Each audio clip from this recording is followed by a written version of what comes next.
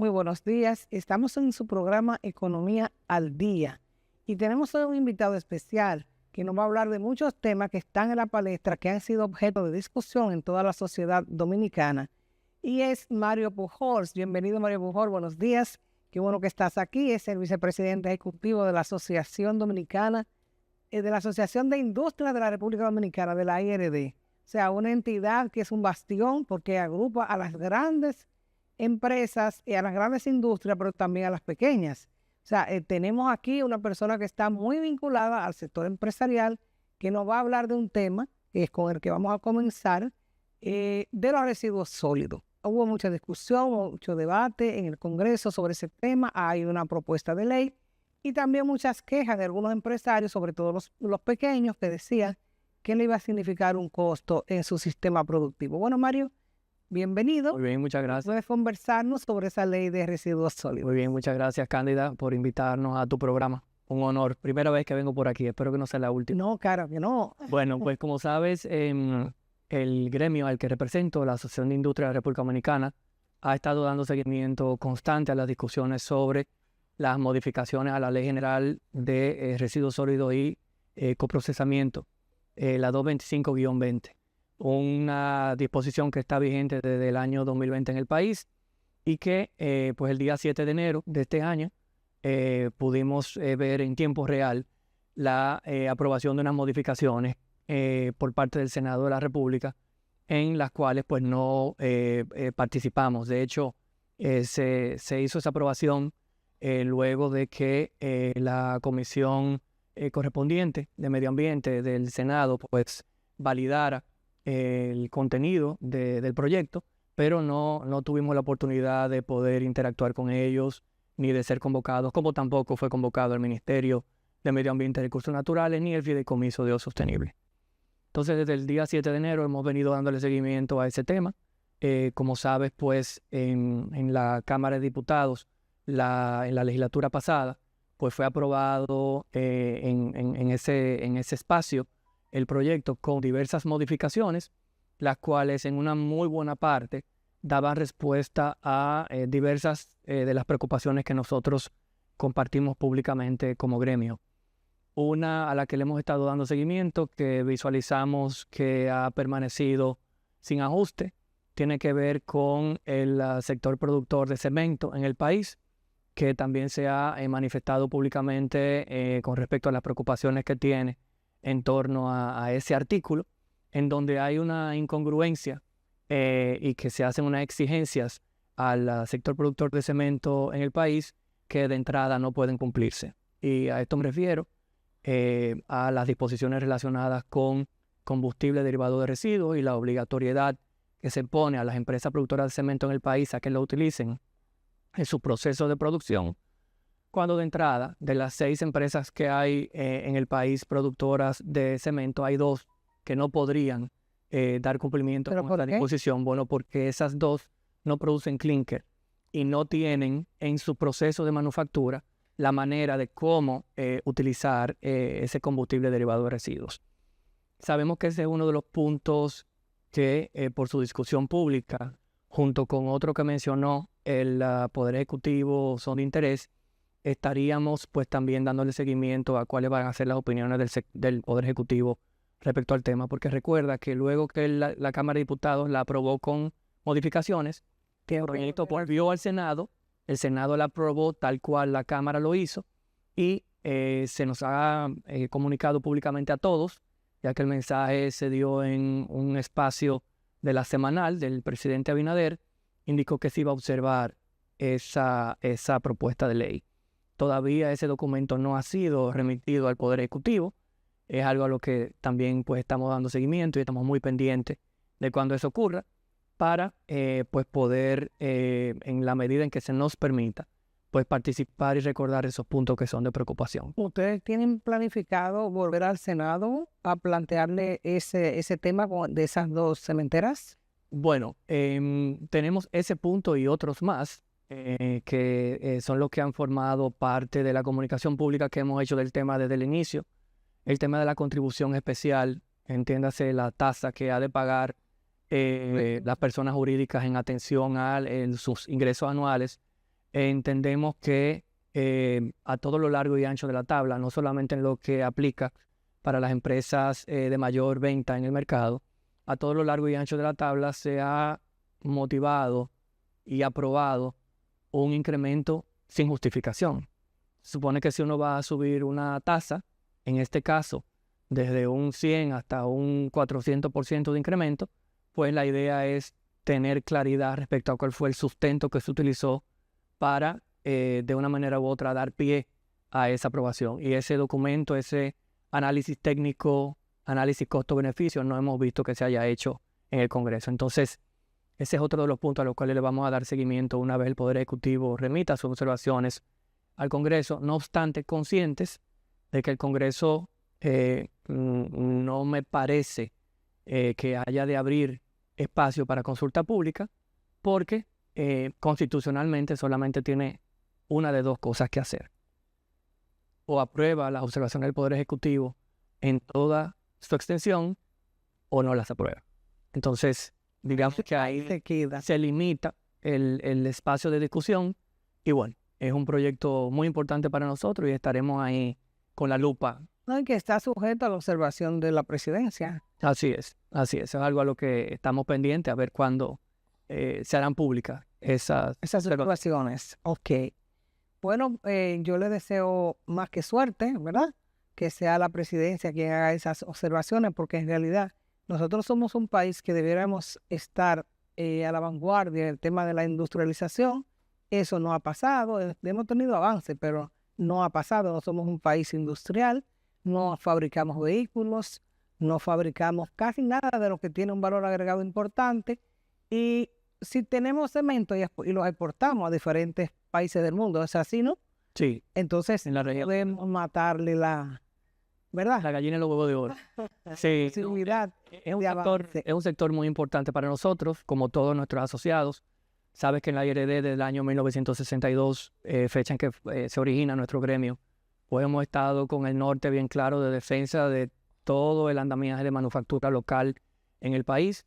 Y en nuestro gremio pues confluyen empresas grandes, como mencionaste, pero también medianas, pequeñas y micro, que forman parte de ese ecosistema de producción nacional en el país y al cual defendemos 24/7. Así es. ¿Cuántas empresas tiene la IRD asociadas? Más de 250 miembros tenemos a nivel de asociados, y algunos de estos pues son asociaciones regionales o subsectoriales que confluyen y con los cuales... Prácticamente federaciones, porque agrupa a muchas otras. Sí, por ejemplo, agrupaciones regionales como la IREN de Santiago, Jaina. Es decir, de una manera u otra tenemos presencia y damos seguimiento a todo lo que ocurre en el territorio nacional. ¿Tiene la IRD estratificado la cantidad de exportaciones que hace? O sea, ¿cómo ha avanzado el sistema industrial? Mira, el sistema ha ido avanzando. Por ejemplo, si regresamos al punto originalmente que estábamos discutiendo sobre residuos sólidos, el sector industrial ha dado cátedra desde el año 2018, 2 años antes de que entrara en vigencia la ley, de que aquí se puede fomentar el tema de la economía circular y el tema del reciclaje y el tema de la sostenibilidad. Y es algo que nosotros como sector hemos abrazado de manera firme desde entonces, y de ahí es que surge, por ejemplo, Nueva Vida para los Residuos, NUBI, que es una iniciativa de una asociación sin fin de lucro en la cual diversos protagonistas del sector industrial pues han empujado su agenda de sostenibilidad bajo esa sombrilla. Y bajo la misma hemos estado trabajando desde el día 1 todo lo relacionado con NUBI PET, que es lo que procura buscar esa economía circular y esa reciclabilidad de las botellas de plástico PET. Por igual estamos en proceso de conformación de sistemas integrados de gestión de residuos de cartón, de vidrio, de aparatos eléctricos y electrónicos, de residuos de la construcción. Es decir, estamos constantemente asumiendo el rol que como sector tenemos y la cuota de responsabilidad que tenemos respecto al tema, pero consciente de que es una cuota de responsabilidad compartida, en donde no solamente el sector privado tiene tareas que hacer, sino también el sector público y, por supuesto, toda la ciudadanía. Mario, explícame una cosa. NUBI, casi todos lo conocemos porque está en Santo Domingo y me parece que es Santiago, ¿no? está en el Gran Santo Domingo. Es una iniciativa que... Y me parece que tienen planes de ir a... Sí, nuestros planes son de cubrir todo el territorio nacional y en eso nos encontramos actualmente, de ver cómo a través de aliados, alcaldías, porque hay que involucrar a la municipalidad, que tiene pues también sus roles y sus funciones en estos temas, de ver cómo podemos cubrir todo el territorio nacional y asegurar que esos residuos sean debidamente gestionados. Porque estamos hablando de PEX, son las botellas plásticas, las botellitas de agua que que la tiran en la calle, se va al mar y hace un daño enorme. Tenemos conocimiento ya de lo que es el NUBI, ¿verdad?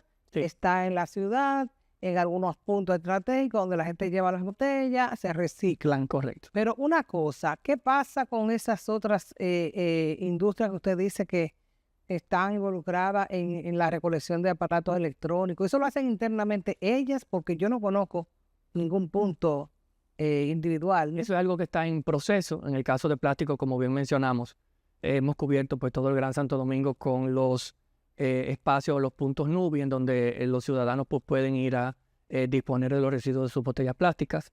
El tema de aparatos eléctricos y electrónicos es algo que hemos estado trabajando de manera paralela a cómo ha ido avanzando el tema a nivel de regulación por parte del Ministerio de Medio Ambiente. El reglamento para gestionar los residuos de aparatos eléctricos y electrónicos tiene aproximadamente unos 18 meses que fue emitido de manera formal y nosotros como sector, incluyendo a los productores nacionales y algunos importadores también de aparatos eléctricos, entiéndase, y electrónicos, neveras, estufas, televisores, todos esos residuos, una vez que la vida útil de esos aparatos pues ya llegó, cumplió su cometido, la idea es de buscar que esos residuos sean debidamente gestionados y que no lleguen a una cañada, de que no lleguen a los ríos y que, bueno... En la calle también lo pone la gente. Entonces estamos tratando de ir creando la base de ese nuevo sistema que requiere también un tema de educación.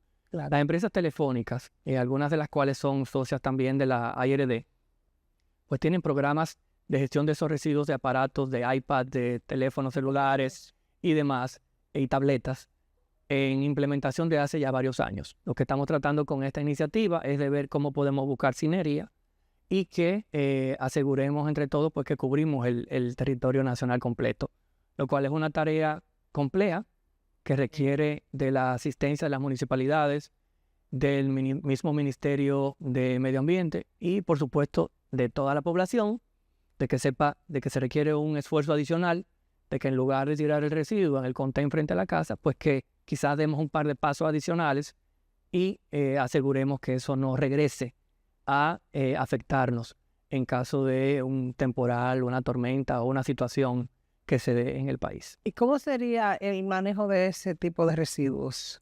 Bueno, al final eso tiene un proceso claramente delimitado, en donde hay que hacer un desguace de los residuos e ir separando los insumos que forman parte de los mismos.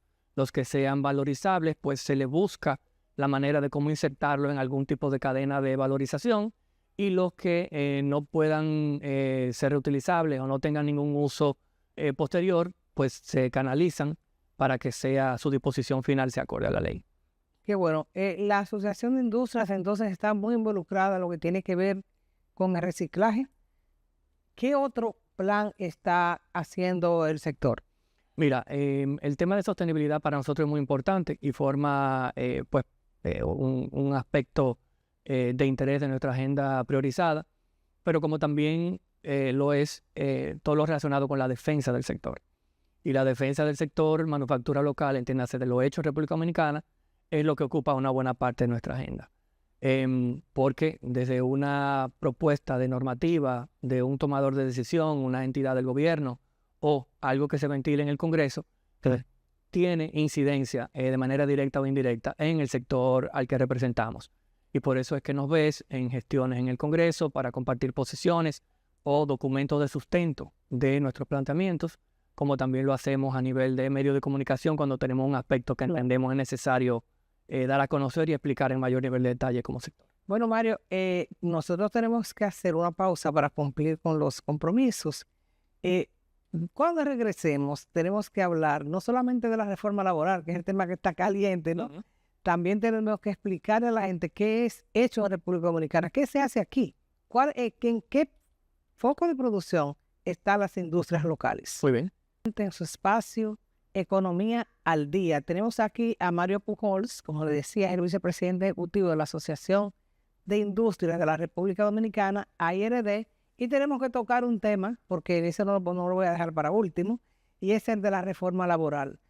Todos sabemos que hay una discusión que no termina, que es precisamente por el tema de la cesantía. Yo creo que no hay otro que haya traído tantas desavenencias como la posible revisión de la cesantía. La cesantía es un derecho que tiene el empleado cuando es desahuciado, ¿no? Si yo soy su empleada en su empresa, usted decide salir de mí por la causa que sea, me despide, pues yo tengo ahí garantizado unos dineritos, ¿no? Que son el preaviso, o sea, hay una sumatoria que usted no podrá explicar. Pero el sector empresarial dice que le está haciendo un costo en su sistema productivo. El sector sindical dice que para nada es un costo porque ha hecho estudios sobre esto y que no es verdad que eso le signifique ningún costo a ninguna industria, sino que tiene que estar contemplado. Hay modificaciones propuestas. Los empresarios no han hablado de eliminar la cesantía. Lo que dicen es vamos a modificarla, vamos a buscar un punto medio por un tiempo determinado, que se le entregue su dinero por tantos años. ¿Qué usted tiene que explicar sobre eso que está en el sector empresarial? Mira, esa es la pregunta del momento. Nosotros como sector pues estamos plenamente alineados con lo que de manera pública tanto el CONEP como Copardón han explicado respecto al tema, y es nuestro entendimiento de que la República Dominicana merece un código laboral actualizado, un código laboral para esa República Dominicana que queremos. El tema está en que todo el andamiaje de la cesantía, vigente en el código del año 1992, lo hemos evaluado y entendemos que representa un costo laboral importantísimo para el sector, pero que también se puede apreciar como un obstáculo para la generación de nuevos empleos y para el incremento salarial en el país. Entonces, lo que nosotros hemos compartido de manera pública y a nivel de los espacios donde se toman decisiones al respecto, en particular con la comisión correspondiente que ha sido designada en el Senado para analizar y evaluar el tema, es una propuesta en donde se establecen topes para el cálculo de la cesantía en una fórmula, pero que en nada toca los derechos adquiridos de los trabajadores que actualmente estén de una manera u otra empleados y que estén pues con una cesantía que forme parte de sus derechos. Esos derechos no se tocan ni con el pétalo de una rosa. Lo que estamos proponiendo es la existencia de dos sistemas, así mismo como ocurrió en el año 92, cuando fue aprobado el Código Laboral que está vigente al día de hoy, en donde se manejaban las situaciones o las relaciones laborales de dos maneras, antes del código y con posterioridad al código. Es lo que estamos proponiendo de manera similar en esta ocasión, en donde aquellos que ya tengan sus contratos de trabajo vigentes en atención al código del 92, eso sigue acumulando derechos y esos derechos no se tocan. Pero los nuevos empleos que se generen con posterioridad a la aprobación de este código laboral, que esperamos contenga un ajuste, que el tema de la cesantía, pues esos montos estarían sujetos a topes. Pero recuerde que el sector sindical, precisamente hoy vuelve y lo reitera, dice que eso no está en juego. O sea, que no habrá forma de... Lo que pasa es que ese fue un aspecto que se trató dentro del espacio tripartito, en donde ocurren todas las discusiones relacionadas con aspectos laborales. El espacio tripartito conformado por representantes de los sindicatos, representantes de los empleadores y representantes del gobierno, por supuesto. Entonces ahí se discutieron durante años una serie de disposiciones del Código Laboral que entendemos, entre todos, se entendía que debería ajustarse y actualizarse, y algunos aspectos fueron consensuados y otros no. Digamos que el tema de la cesantía fue uno que quedó en ese segundo grupo por varias razones, pero nosotros entendemos que es un aspecto que debe formar parte de las discusiones en un ambiente en donde ahora mismo la innovación y la tecnología, la inteligencia artificial y países con los que competimos están teniendo otro tipo de discusiones mirando a futuro sobre cómo han de evolucionar sus economías, nosotros pareciera que estamos anclados en un tema que tiene 33 años de implementación en el país. A lo que llamamos es a mirar a futuro, que se entienda que no estamos tocando bajo ningún concepto esos derechos adquiridos y que sí hacemos un llamado de que entendíamos de que el asunto se iba a discutir primero en la comisión correspondiente en el Senado y luego en la Cámara de Diputados, pero ahora estamos dándole seguimiento al tema en ambas cámaras. En ambas cámaras el tema ha seguido moviéndose de manera paralela cuando entendíamos que lo íbamos a ver primero en el Senado.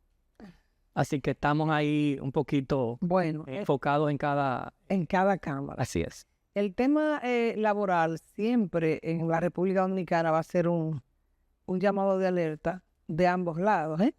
De ambos lados, no, de las tres patas que compone el órgano tripartito, es el gobierno, son los empleadores y son los trabajadores. Recuerde que en República Dominicana, cuando hacemos las comparaciones con otros países del área, nosotros estamos muy lejos, porque en República Dominicana hay muchas exigencias que otros países no tienen. Por ejemplo, yo con mi edad puedo dejar de trabajar si aquí yo me quiera ir o que me haga un desahucio y ya al salir a la puerta del trabajo yo puedo conseguir otro con facilidad. En República Dominicana eso no se da.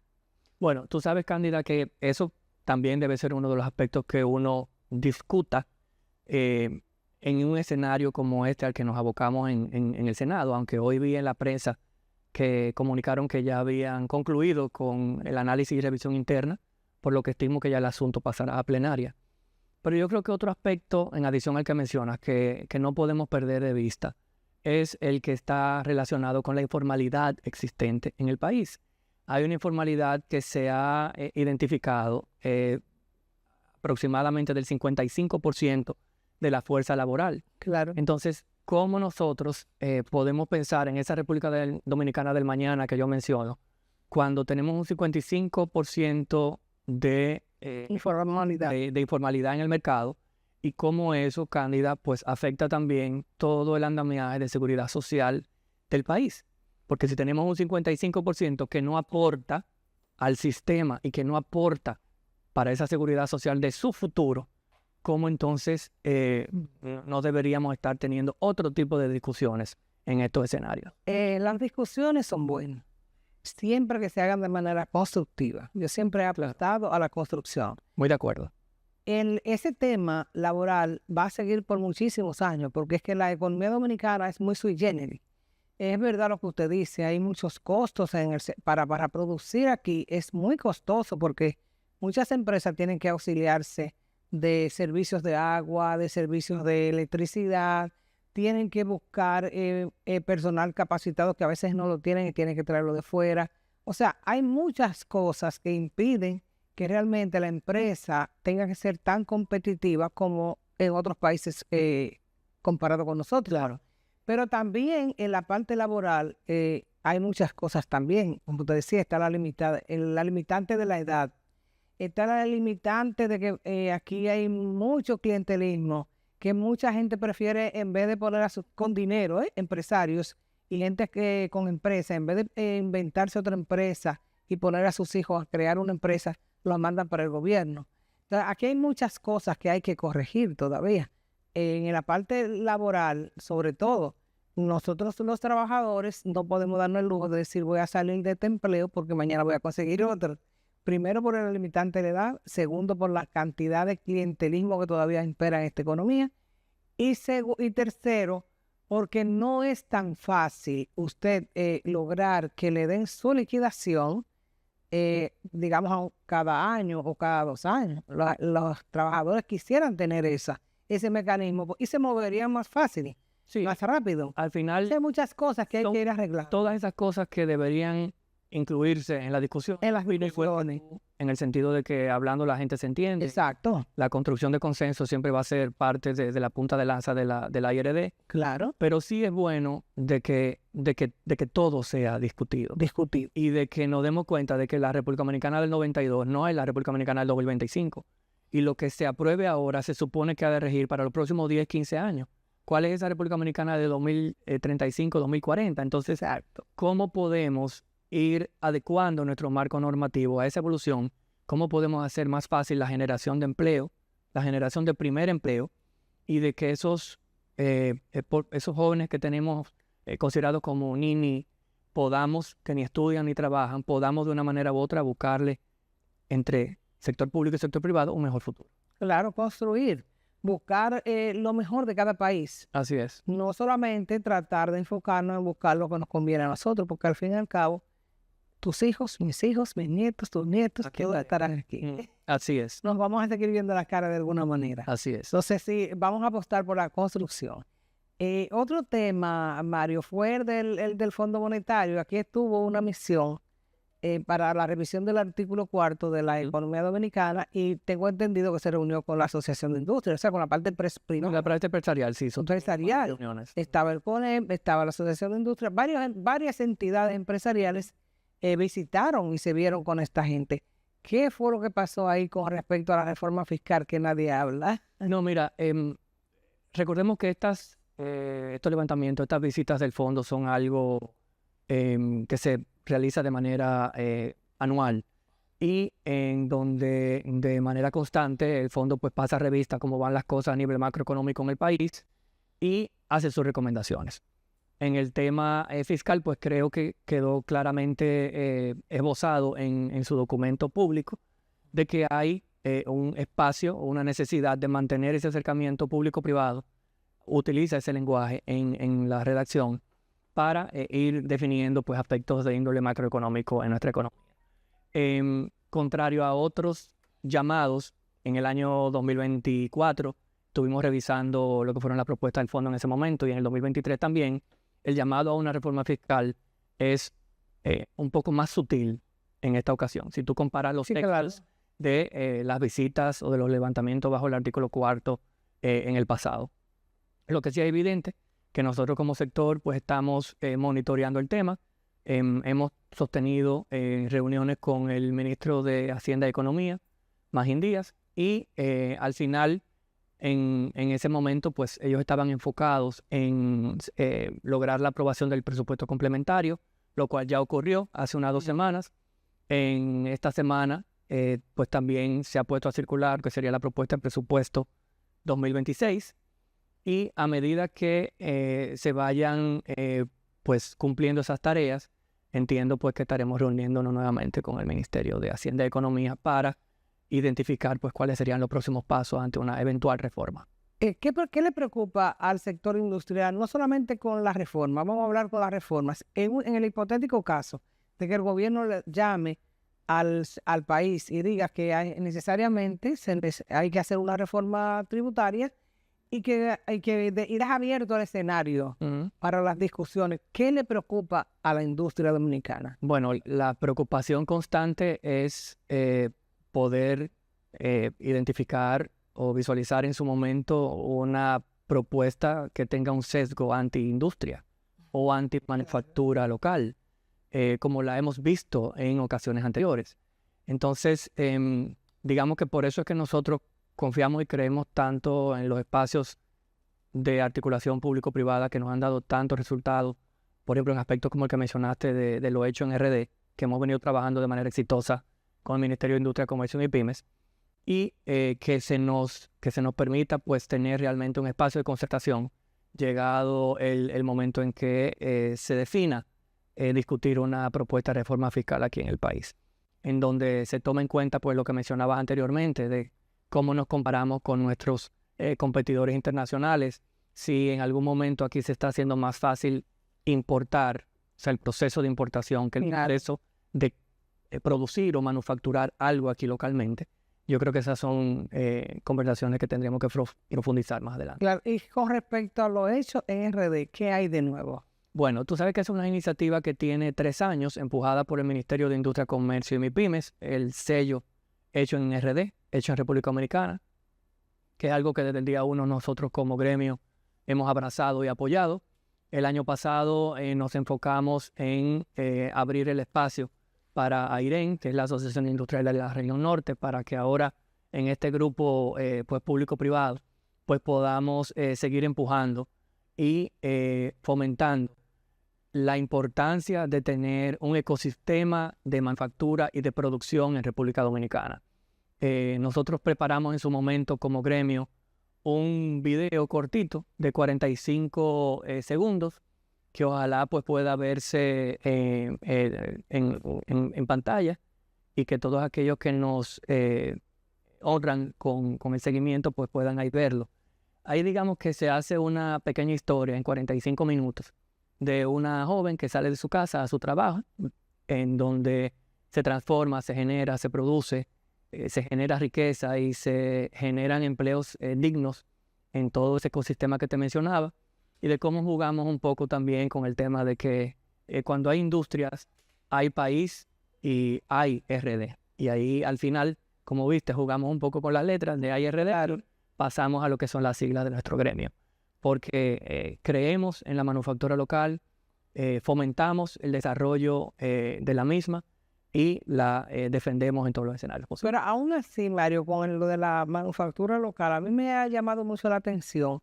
Y es verdad que nosotros producimos y hemos avanzado, pero ya yo no encuentro los chicles bubble bubble, ya yo no encuentro las mentas de guardia, ¿te acuerdas? Ya yo no encuentro cantidad de cosas que nosotros producíamos. Ya yo no veo el algodón, que incluso en mi pueblo había algodón, había sorgo sembrado, ¿no? Ya yo no encuentro maní. Ya yo no encuentro maíz con la misma cantidad que se encontraba antes, ¿no? Entonces, hay muchas cosas que nosotros producíamos aquí que no estamos produciendo. ¿Qué productos, por ejemplo, no estoy hablando solamente del producto bruto en sí, del insumo, sino, digamos, del aceite de coco? Eso sí es lo único que puedo ver que está en todos los supermercados y que llega fuera del país, los productos para el pelo, eso lo puedo ver. ¿Qué más nosotros recibimos en el mercado internacional? Mira, hay de todo un poco, de esos productos que ha mencionado que caen bajo la sombrilla de la agroindustria, en donde nos hemos estado enfocando también en generar valor agregado, de no solamente exportar materia prima como cacao, sino también pues poder exportar chocolate ya como producto terminado. Entonces, al final, lo que nosotros promovemos es que exista ese ecosistema de manufactura local en el país que nos permitan generar riqueza y empleos aquí en el país, pero que también podamos tener ese ojo hacia los mercados internacionales y sacarle provecho a los acuerdos de libre comercio que hemos firmado. En ese sentido, pues la industria pesada de varillas, de cemento, de tuberías, pues tiene ya una huella que ha ido marcando a nivel de mercados en el exterior, todo lo relacionado con cigarros, y el andamiaje bajo implementos médicos o medical devices, que aunque son productos de zona franca, sí muestran con evidencia tangible cómo nos hemos ido transformando como economía. Y de quizás ser un exportador en su momento de textiles, ahora estamos exportando implementos médicos y aparatos eléctricos de generación de valor a través de toda la cadena de producción.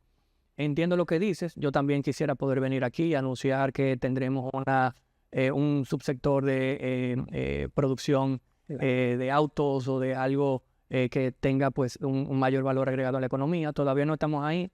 No lo descarto en el futuro, porque evidentemente lo que nos mueve es que tengamos un marco regulador claro que motive las inversiones, que motive la generación de empleo acá, pero que también nos ayude a dar ese próximo paso como sector. Bueno, una cosa es, las industrias en República Dominicana tienen dos partes.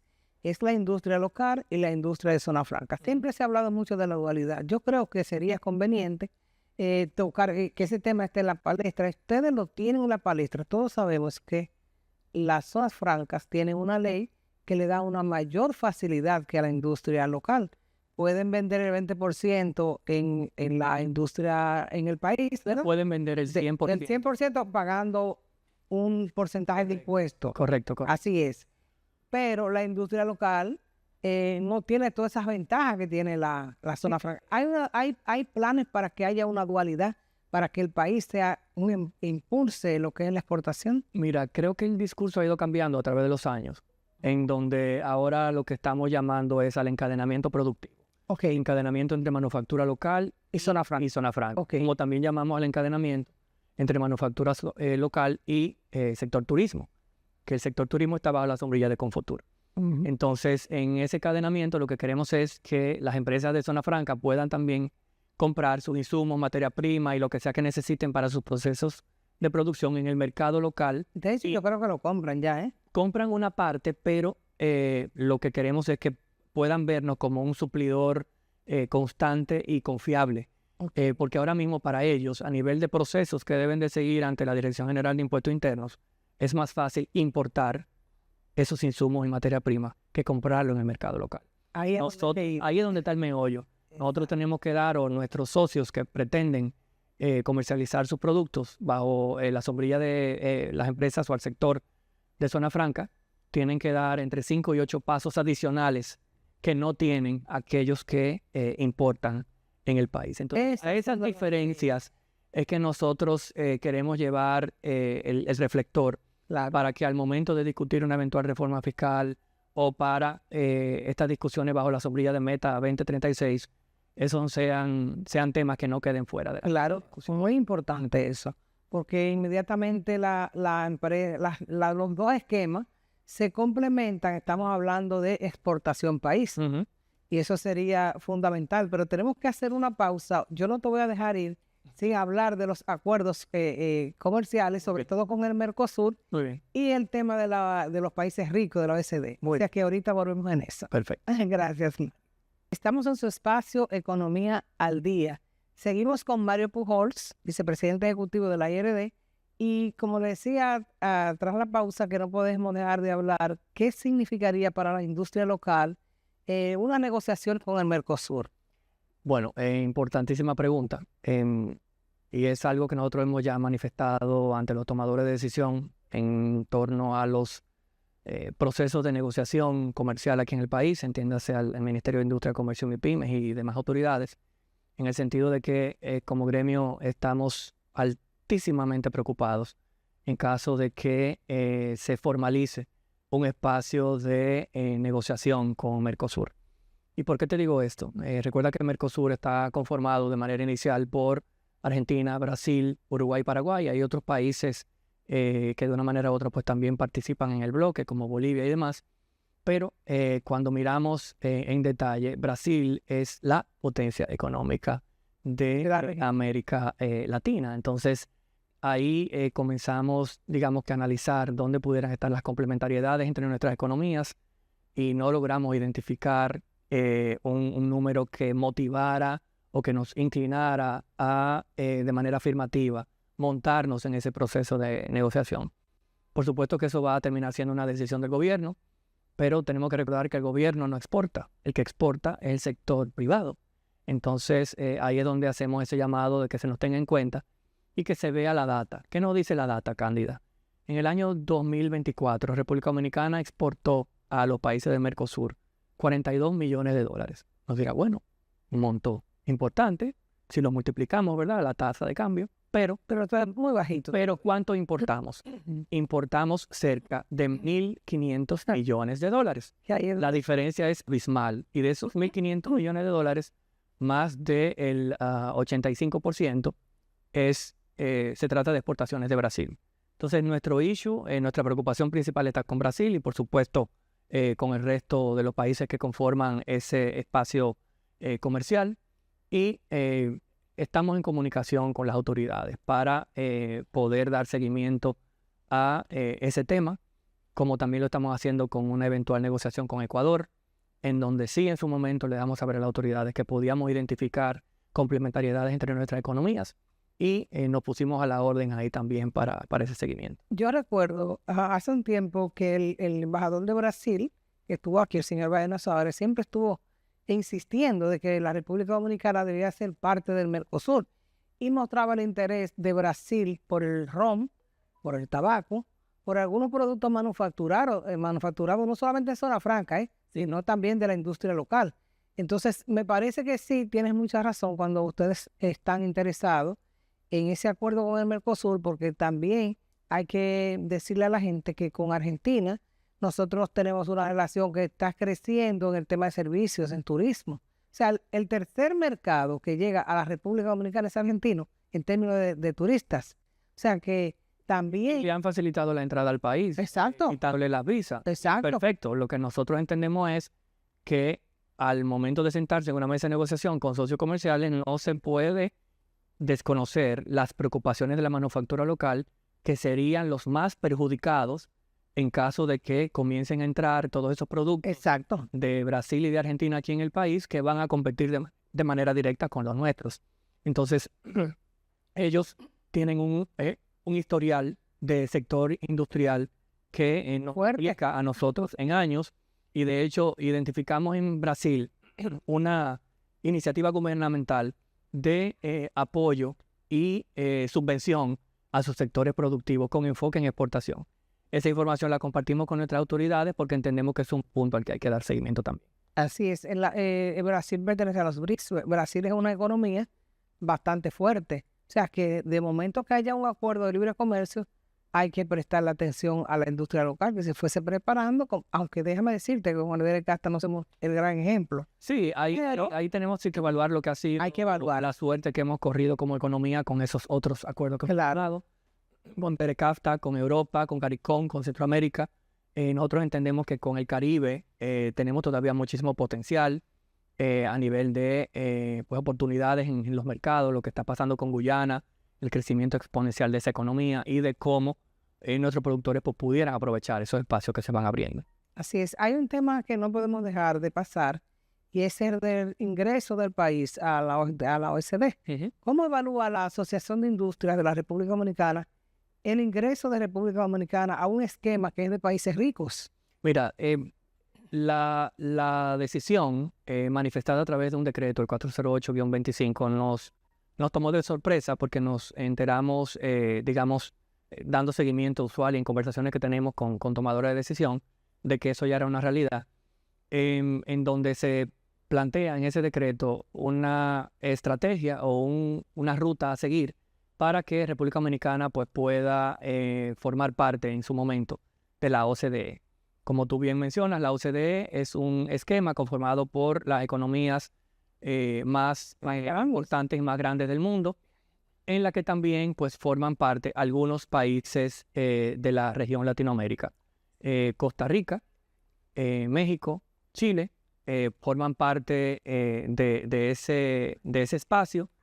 Y el último en entrar fue Costa Rica, que es el ejemplo al que le estamos dando seguimiento para reflejarnos en él, y le tomó 7 años completar su proceso, desde el momento inicial de hacer la solicitud formal, que en nuestro caso entiendo que no ha ocurrido todavía, sino que el decreto solamente lo que plantea es esa intención, esa hoja de ruta, y pues nos queda ahí dar seguimiento a lo que sería ese proceso. Sí vale la oportunidad mencionar que el hecho de que pasemos a formar parte de un espacio como ese implicará que República Dominicana ha de tomar decisiones y hacer ajustes a su marco legislativo en atención a las recomendaciones o observaciones que se nos haga en los procesos de revisión que nuestros pares, o sea, los países que ya forman parte de ese espacio, hagan de nuestro marco regulatorio. Vale decir que en el año 2013 la OCDE emitió un análisis sobre aspectos de consideración fiscal en República Dominicana, llamando la atención a varios aspectos sobre nuestra estructura impositiva, en donde recomiendo que se revise nuevamente ese documento, porque es de entender que por ahí es que van a venir las recomendaciones de temas impositivos. Más recientemente, en el 2024, hicieron una recomendación transversal a todo lo que tiene que ver con nuestro marco regulatorio sobre defensa de la competencia y disposiciones que de una manera u otra reflejan lo que a ellos como países o como economías avanzadas les ha dado resultado en un tema u otro. Así tendremos que esperar recomendaciones o exigencias de que mejoremos nuestro marco regulatorio en aspectos de sostenibilidad, de lucha contra la corrupción, compras y contrataciones, o sea, todas esas comisiones de trabajo que tiene la OCDE, estimo, van a generar recomendaciones al país que tendrán que tomarse en cuenta al momento de presentar ya nuestra. ¿Y cuáles son esos puntos de la reforma que pudiesen pasar a ser discutidos con la reforma que vio la OECD y que lo plasmó en su... Bueno, hay que reconsiderar que eso fue un documento que se preparó en el año 2013, Claro. luego de la reforma fiscal del año 2012, en donde se incluyen en el texto pues algunas recomendaciones o llamados de atención que 12 años después entendería de que habría que actualizar ese ejercicio. Pero es bueno revisar, es bueno darle lectura para poder entender el nivel de profundidad de las recomendaciones que vienen de espacios como ese. Bueno, Mario, el tiempo nosotros se nos está yendo, pero yo no te puedo dejar ir sin hablar del cierre de los negocios chinos. ¿Qué significa eso para el esquema de negocios en la República Dominicana? Y sobre todo, ¿cómo ustedes lo ven eso? Yo me limitaría al marco de cierre de negocios o cierre de negocios por incumplimiento, Exacto. sin necesariamente Que sean hacer chinos. enfoque en una nacionalidad. Nosotros como gremio siempre apoyaremos los operativos de instancias como la Dirección General de Aduanas, de la Dirección General de Impuestos Internos y ahora de manera más reciente del Ministerio de la Vivienda para motivar o para de manera contundente exigir el cumplimiento del marco legal vigente en República Dominicana. Yo creo que ya aquí llegó el momento de que quede claro de que el que no cumpla las disposiciones legales vigentes debe de cumplir u observar las consecuencias en el mercado. Es decir, si usted no cumple, tiene que o corregir o pagar las consecuencias, porque nosotros nos enfocamos en cumplir todas las disposiciones legales vigentes antes de poner un producto en venta en el mercado o de hacer una remodelación en una instalación industrial. Hay que involucrar a las autoridades, hay que revisar el marco legal y hay que cumplir el marco legal. Cumplir tiene un costo. Nosotros cumplimos y esperamos que todo el que pretenda comercializar sus productos en el país cumpla también. Ustedes tienen con regularidad algunas reuniones con sus asociados, ¿no? Donde le expresan ese tipo de recomendación que usted hace, que realmente tienen que cumplir. Por supuesto, y eso es un llamado que nos viene también de nuestros asociados, sobre todo aquellos que se están viendo perjudicados por prácticas desleales en el mercado o por incumplimiento de normas en el mercado. Nosotros tenemos unos grupos de trabajo bajo lo que es la ley 1719 de combate al comercio ilícito, pero que esa ley está enfocada en alcoholes, producto del tabaco, medicamentos y hidrocarburos. Ahí tenemos un grupo que camina solo en atención a ese marco legal y bajo el liderazgo del Ministerio de Industria, Comercio y Bienes. Ya en todos los otros productos que no son esos productos regulados, pues tenemos que trabajarlo caso por caso.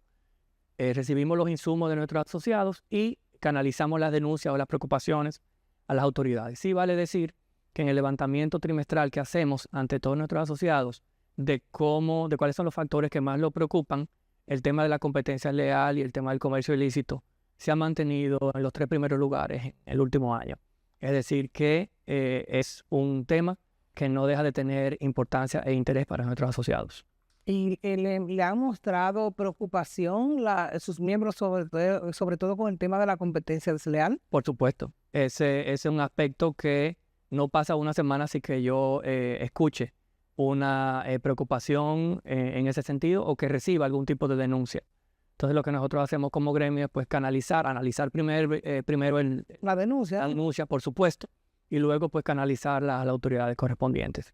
En una buena parte de los casos es una denuncia que se canaliza ante las autoridades de defensa de los derechos del consumidor o bien ante las autoridades de salud del país, pero también a organismos como el Ministerio de Industria, Obras Públicas, Vivienda, es decir... Procompetencia, ¿no?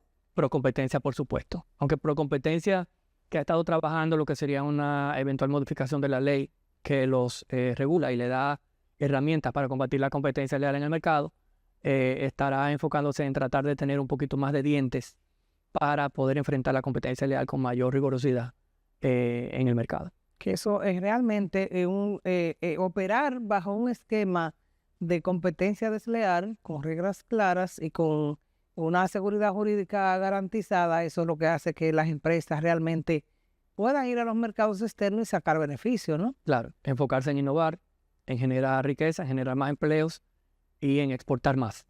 Pero estos son de los temas que forman parte de esa República Dominicana de hoy que mencionábamos hace un rato, que tenemos que evaluar y ver cómo lo mejoramos para esa República Dominicana que queremos en el futuro. Muchísimas gracias, Mario Pujols, vicepresidente ejecutivo de la Asociación de Industrias de República Dominicana, AIRD.